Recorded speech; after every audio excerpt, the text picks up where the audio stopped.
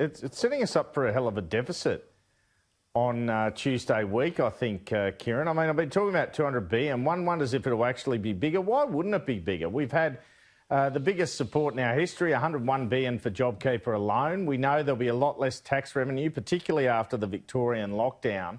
And we know they're going to cut income tax and maybe company tax. So what Josh Frydenberg's saying here is a 6% unemployment target is when debt has to be paid back and taxes can be raised. And even though it's 6.8 at the moment, we know JobKeeper's on there deflating it artificially. So it's probably more like 9 or 10. So this could be some way off.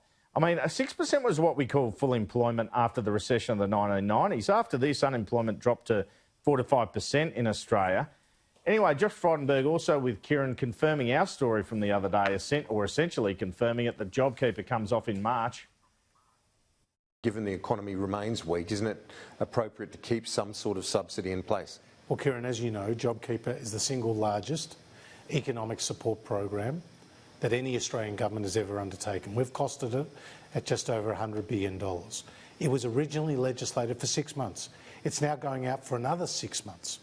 And in the state of Victoria, there is an expectation that those people in Victoria who are on JobKeeper will represent 60% of all people on JobKeeper in the December quarter and in the March Won't they quarter. need it beyond March? So we're hoping that the restrictions will be well eased by then, people will be back into work, and that the economy there and across the country is recovering.